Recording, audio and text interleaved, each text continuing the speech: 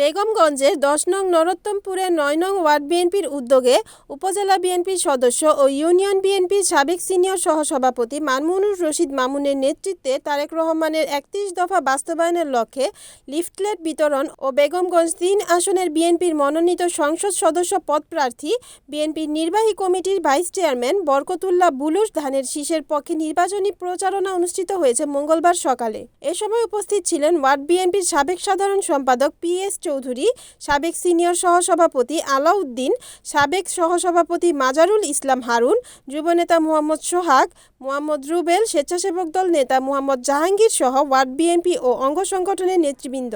নরোত্তমপুর ৯ নম্বর word আমরা ধানের শীষের পক্ষে আজকে লিফলেট বিতরণ ও ঘরে ঘরে আমাদের তারেক দিয়ার ৩১ দফা কর্মসূচি প্রত্যেক ঘরে ঘরে পৌঁছাইছি এবং আমাদের বুলু ভাইয়ের মার্কা ধানের শীষ মার্কা এবং তারেক দিয়ার মার্কা ধানের শীষ মার্কা, খালেদা দিয়ার মার্কা ধানের শীষ মার্কা।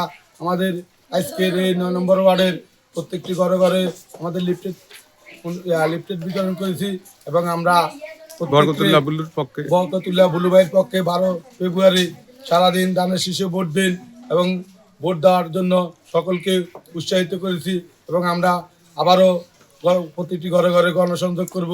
আমাদের প্রত্যেক দিনের কর্মসূচি ইনশাল্লাহ ভোট পর্যন্ত অব্যাহত থাকবে। Report Mohammad Sumon Bhuiyan, NNTV, Noakhali.